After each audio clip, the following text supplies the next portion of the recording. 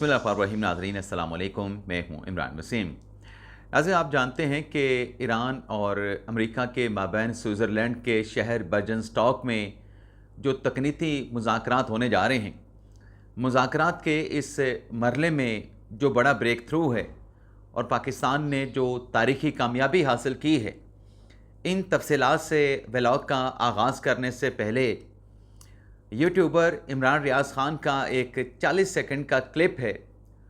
वो क्लिप आप देखने वालों को मैं दिखाना चाहूँगा, वो क्लिप आप देखने वालों को सुनाना चाहूँगा और फिर उसमें इमरान रियाज़ ख़ान जो बातें कर रहे हैं उनका बड़ा मुख्तसर सा एनालिसिस भी करेंगे और इसके बाद हमारे ब्लॉग की जो दीगर अहम ख़बरें हैं फिर उनकी तफसीलात पर भी आगे चल के आप नाज़रीन के साथ हम बात करेंगे। लेकिन प्रोग्राम का आगाज़ करने से पहले आपसे दरख्वास्त होगी कि चैनल को सब्सक्राइब कर लें, बेल आइकॉन का बटन प्रेस करें, वीडियो पसंद आए तो इसे लाइक और शेयर ज़रूर कीजिएगा। तो सबसे पहले इमरान रियाज़ ख़ान का 40 सेकंड का वीडियो क्लिप सुने। पाकिस्तान की हुकूमत, पाकिस्तान का मौजूदा रजीम जो है, फील्ड मार्शल आसिम मुनीर और शहबाज शरीफ की किसी तरह भाग दौड़ उनकी जारी है। जंग लड़ने वालों से ज़्यादा सुलह कराने वाले जो है वो सरगर्म है इस वक्त, और ये पूरी कोशिश कर रहे हैं किसी तरह डोनाल्ड ट्रंप को और अमेरिका को फेस सेविंग लेकर दी जाए। अगर इतनी मेहनत और इतनी कोशिश अगर ये पाकिस्तान के लिए करते ना तो शायद पाकिस्तान को फायदा हो जाता। जितनी खुशामद और मिन्नत तरला इन्होंने डोनाल्ड ट्रंप का किया है ना, उससे आधा अगर ये कैदी नंबर 804 का कर लेते तो आज पाकिस्तान के हालात बेहतर होते। लेकिन पाकिस्तान में तो ये पहलवान बने हुए हैं। पाकिस्तान के अंदर तो इन्होंने कब्जा किया हुआ है, इसको भी मार, उसको उठा, उसको जूते मार, इसको आंख निकाल। अच्छा, इस वीडियो क्लिप के आखिर में मैं आपको आवाज़ बंद कर देता हूँ और ये जो खसियानी इसकी हंसी है ना, खसियानी बिल्ली वाली, वो ज़रा देखिएगा।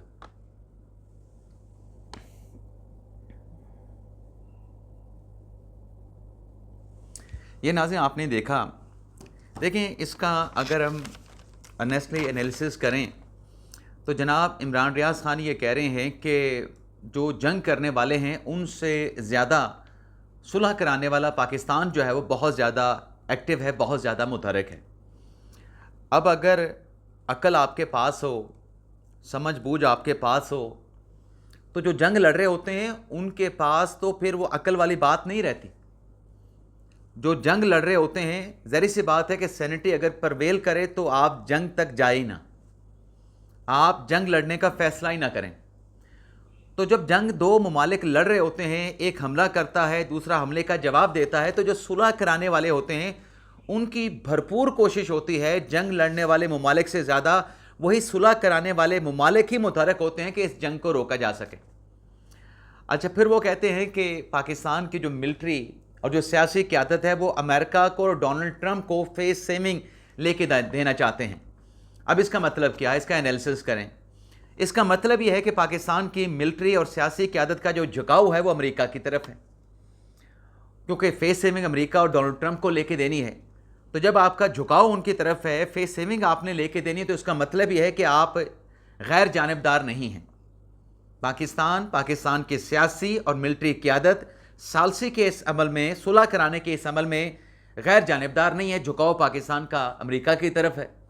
अगर इस शख्स की ये बात मान ली जाए, इमरान रियाज़ ख़ान की कि ऐसा ही है, तो फिर ईरानी जो क़यादत है वो पाकिस्तान की तारीफ़ क्यों कर रही है? अगर पाकिस्तान गैर जानिबदार नहीं है, अमेरिका की तरफ जानिबदार है, तो ईरानी क़यादत को क्या पड़ी है कि वो पाकिस्तान के फील्ड मार्शल की, पाकिस्तान के वज़ीर आज़म की और पाकिस्तान की मजमूई तौर पर सियासी और अस्करी क़यादत को जो है उसको सराहे, उसका तशक्कुर करे, उसको अप्रिशिएट करे और उसको गैर जानिबदार भी करार दे कि पाकिस्तान का किरदार न्यूट्रल रहा।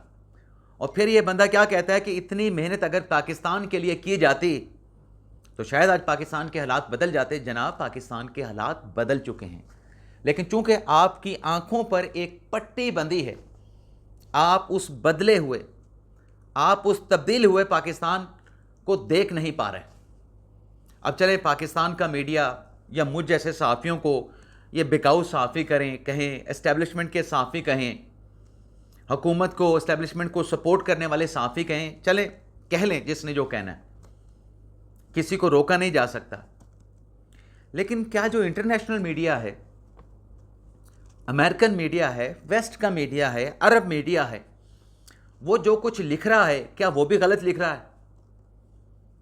کیا وہ بھی پاکستان کے اسٹیبلشمنٹ سے ڈرتا ہے؟ امریکن میڈیا بھی، ویسٹ کا میڈیا بھی اور عرب کا میڈیا بھی۔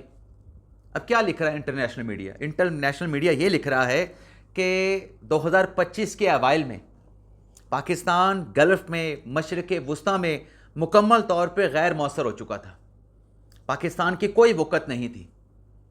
لیکن مارکا حق میں جو پاکستان نے کامیابی حاصل کی، اور اس مارکا حق میں کامیابی کے نتیجے میں پوری دنیا کے سامنے، اور اس کے بعد یہ جو ایران امریکہ کے مابین پاکستان نے جو ثالثی کا اور پاکستان نے جو سہولت کاری کا ایک ذمہ اٹھایا ہے، پاکستان کی دنیا بھر میں سفارتی اہمیت بھی بڑی ہے اور پاکستان کی جو عسکری اہمیت ہے اس میں بھی اضافہ ہوا ہے۔ اب دنیا کے کتنے مسلم ممالک ہیں جن کے ساتھ سعودی عربیہ دفاعی معاہدہ کر سکتا تھا، لیکن اس نے وہ دفاعی معاہدہ پاکستان کے ساتھ کیا۔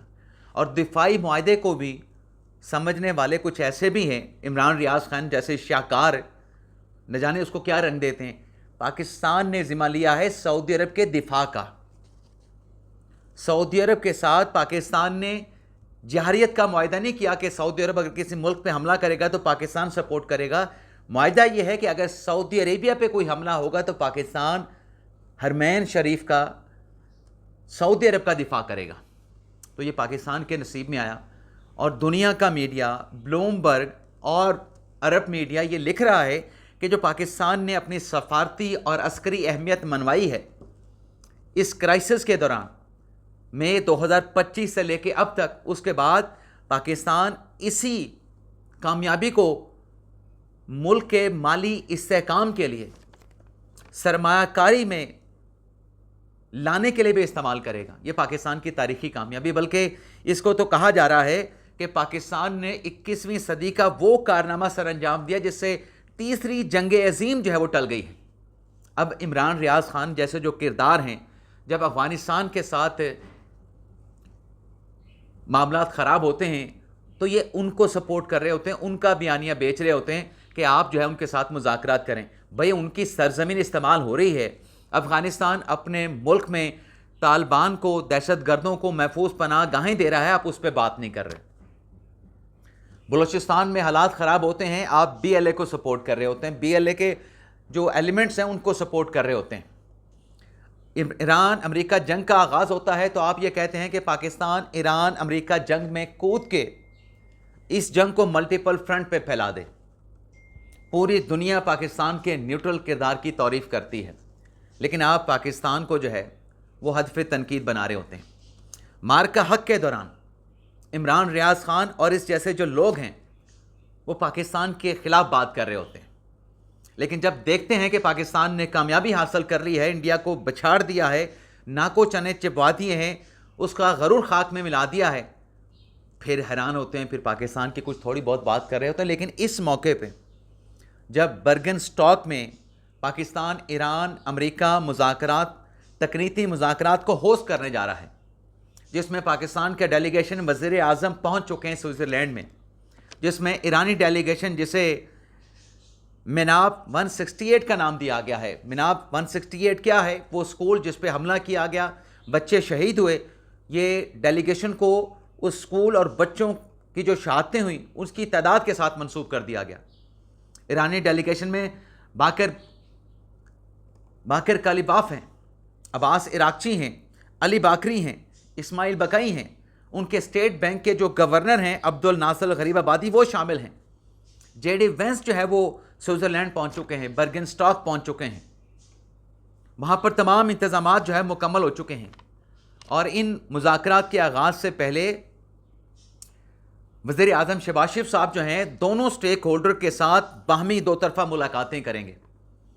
سخت سیکیورٹی میں یہ مذاکرات ہونے جا رہے ہیں، پوری دنیا کی نظریں برگن اسٹاک سوئٹزرلینڈ میں ہونے والے ان مذاکرات میں ہیں۔ لیکن یہ بھگوڑا، یہ جو عمران ریاض خان ہے، اس طرح سے جو کردار ہیں، وہ ان مذاکرات میں انہیں پاکستان کی کامیابی، پاکستان کی جو جیت ہے، پاکستان کے جو ایفرٹس ہیں وہ ان کو نظر نہیں آتی۔ جو اسرائیل کا بیانیہ ہے نا کہ کسی طریقے سے یہ مذاکرات ختم ہوں، پاکستان پیچھے ہٹے، پاکستان ایران امریکہ کے مابین جو ہے وہ ثالثی سہولت کاری کا رول ادا نہ کرے، پاکستان دنیا میں بدنام ہو، پاکستان جو ہے عدم استحکام کا شکار ہو. جو اسرائیل کا بیانیہ ہے نا، ان کا بیانیہ بھی اسی بیانیے کے ساتھ ملتا جلتا ہے. جیسے اسرائیل میں صف ماتم بچھی ہوتی ہے، اگر پاکستان کی سیاسی عسکری قیادت کامیابی حاصل کرتی ہے تو یہ بھی رونا دھونا شروع کر دیتے ہیں. تو مجھے تو لگتا ہے کہ جو ان کی باتیں ہیں عمران ریاض خان یا ان جیسے یوٹیوبرز کی، جس میں اسرائیل کو سپورٹ مل رہی ہوتی ہے، پاکستان کی سیاسی عسکری قیادت اور پاکستان کی ریاست کی مخالفت ہو رہی ہوتی ہے، اس کے بعد تو پھر ان کا اسرائیل کا دورہ کرنا ہی باقی رہ جاتا ہے، یا پھر اسرائیل کی طرف سے ان کو دورہ اسرائیل کی دعوت ملنا ہی باقی رہ جاتا ہے. باقی تو ملک دشمنی میں ان کا جو کردار ہے وہ کسی سے ڈھکا چھپا نہیں. میں نے آپ کو مواقع گنائے ہیں، چاہے افغانستان کا بارڈر ہو، چاہے اپنا بلوچستان BLA کا ایشو ہو، چاہے انڈیا کے ساتھ جنگ ہو، چاہے ایران امریکہ مذاکرات میں پاکستان کی ثالثی اور سہولت کاری کا رول ہو. ان کو کوئی اچھائی نظر نہیں آتی، ان کو صرف برائی نظر آتی ہے، اور یہ صرف برائیاں نکالتے ہیں، اور ایسی برائیاں نکالتے ہیں جن کا ابھی میں نے جو انیلسس کیا ہے اس کے 40 سیکنڈ کے ویڈیو کلپ پہ آپ خود دیکھ لیں کہ اس انیلسس وہ جو برائیاں یہ نکال رہے ہوتے ہیں اس کی بیس کیا ہوتی ہے، اس کی بنیاد کیا ہوتی ہے. کوئی بنیاد نہیں ہوتی، محض آپ نے ویوز لینے ہوتے ہیں، ڈالرز کمانے ہوتے ہیں. اس کے بعد ناظرین آ جاتے ہیں حکومت پاکستان کی طرف سے یہ جنگ کے دوران ایک فیصلہ کیا گیا تھا، جو کفائش شعاری مہم کا آغاز کیا گیا تھا. پیٹرول کی قیمت بڑھ گئی تھی تو 5 کی بجائے 4 ورکنگ ڈیز رکھے گئے، اور موٹر وے پہ جو سپیڈ ہے اس لیمٹ کو بھی 120 سے کم کر کے 100 اور 110 سے کم کر کے 90 کلومیٹر کر دیا گیا سپیڈ کو. لیکن اب چونکہ ایگریمنٹ ہو چکا ہے، اب نے ہرمز کھل چکا ہے، تو جو سپیڈ لیمٹ جو ہے، یعنی جو حد رفتار ہے پہلے والی موٹر وے پہ، اس کو بحال کر دیا گیا ہے. یعنی چھوٹی گاڑیاں 120 کلومیٹر کی سپیڈ پہ اب سفر کر سکتی ہیں، اور جو بڑی گاڑیاں ہیں وہ 110 کلومیٹر کی سپیڈ کے اوپر جو ہے وہ سفر کر سکتی ہیں. ویسے ناظرین یہاں پہ سپیڈ کی بات ہو رہی ہے تو میں تو ذاتی طور پہ موٹر وے پہ بہت زیادہ تیز رفتاری کے ساتھ گاڑی چلانے کے حق میں نہیں ہوں. میں تو یہ کہتا ہوں کہ جب آپ 100 105 یا 110 تک آپ جا رہے ہوتے ہیں، بڑے سکون کے ساتھ آپ گاڑی چلا رہے ہوتے ہیں. لیکن جب آپ 120 کو ٹچ کرتے ہیں یا اس سے اوپر چلے جاتے ہیں تو بے شک گاڑی آپ کے کنٹرول میں ہوتی ہے، لیکن ایکچولی گاڑی آپ کے کنٹرول میں نہیں ہوتی. کوئی بھی جانور اچانک سے آگے آپ کے پاس آ جائے یا کوئی دوسری گاڑی والا غلطی کرے، آپ کو سنبھالنا مشکل ہو جائے گا. تو جتنا ہو سکے سپیڈ کو کم رکھیں اور اپنے سفر کو محفوظ بنائیں. اب ناظرین بات کر لیتے ہیں جوائنٹ ایکشن کمیٹی کی ایک مختصر سی خبر کہ ان کے کور ممبر امجد علی ایڈوکیٹ نے جوائنٹ ایکشن کمیٹی سے لا تعلقی کا اظہار کر دیا ہے. امجد علی ایڈوکیٹ کا یہ کہنا ہے کہ جو بیانیہ ہے اس وقت جوائنٹ ایکشن کمیٹی کا، جس میں ریڈ لائن کو کراس کیا جا چکا ہے، جس میں اداروں کو ملائن کیا جا رہا ہے، میں اس بیانیے کو مسترد کرتے ہوئے جوائنٹ ایکشن کمیٹی سے لا تعلق کا اظہار کرتا ہوں. اچھا، یہ تو لا تعلق ہو گئے، لیکن پاکستان تحریک انصاف اور حکومت کے مابین جو پس پردہ رابطے ہیں، ان رابطوں کا باقاعدہ طور پہ آغاز ہو چکا ہے، اور یہ رابطے بلڈ ہونے میں، بنانے میں جو بجٹ سیشن ہے اس نے بڑا اہم کردار ادا کیا ہے. ابھی بتایا جا رہا ہے کہ وزیر اعظم شہباز شریف صاحب نے جو ملاقات کی اچکزئی صاحب سے، اسد کیسر صاحب سے، بیرسٹر گھور صاحب سے، اس کے بعد پھر PTI کی ڈیلیگیشن کی حکومتی وزراء کے ساتھ، وزیر خزانہ کے ساتھ، رانا ثناء اللہ وزیر قانون کے ساتھ ملاقات ہوئی ہے، اور ان پس پردہ ملاقاتوں کو جاری رکھنے کا فیصلہ بھی کیا گیا ہے. اور اس امکان کا، اس امید کا اظہار کیا گیا ہے کہ جو پس پردہ رابطے ہیں اس سے ایک نئے دور کا آغاز ہوگا PTI اور حکومت کے مابین مذاکرات میں. اور وہ ایلیمنٹس سوشل میڈیا پہ جو عمران ریاض خان جیسے ہیں، جو کہ حکومت تحریک انصاف رابطوں کی ہمیشہ مخالفت کرتے آئے ہیں، ان کی حوصلہ شکنی ہوگی. اور پھر ان پس پردہ مذاکرات کے نتیجے میں اس امید کا اظہار بھی کیا گیا ہے کہ مستقبل میں ان رابطوں کے نتیجے میں PTI حکومت جو ہے بامعنی بامقصد مذاکرات کا آغاز بھی ہو سکتا ہے. لیکن دوسری طرف ناظرین، پاکستان تحریک انصاف کے چیئرمین بیرسٹر گور علی خان صاحب کی سربراہی میں PTI کا ایک مشاورتی اجلاس ہوا ہے، اور اس مشاورتی اجلاس میں بجٹ سیشن کے بعد پاکستان تحریک انصاف کا اعلیٰ سطح کا مشاورتی اجلاس بلانے کا فیصلہ کیا گیا ہے. اور اس اجلاس میں محمود خان اچکزئی صاحب جو کہ اپوزیشن لیڈر ہیں انہیں بھی بلایا جائے گا، راجہ ناصر عباس صاحب ان کو بھی مدعو کیا جائے گا، اور اس اعلیٰ سطح کے اجلاس میں عمران خان صاحب کی رہائی کے حوالے سے نیا لاہ عمل جو ہے یہ لاہ عمل طے کیا جائے گا۔ لیکن یہ بھی رپورٹ کیا جا رہا ہے کہ اس اجلاس میں جس میں جنید اکبر صاحب شریک تھے، احمد ڈوگر صاحب تھے، پاکستان تحریک انصاف کی باقی قیادت موجود تھی، بیرسٹر گور صاحب نے پارٹی ارکان سے کہا ہے کہ آپ بجٹ سیشن جو ہے آپ بجٹ کی اس میں مکمل طور پہ سپورٹ کریں، پاکستان تحریک انصاف کے ارکان کو بجٹ کو سپورٹ کرنا چاہیے۔ اجازت چاہتے ہیں ناظرین، اللہ حافظ۔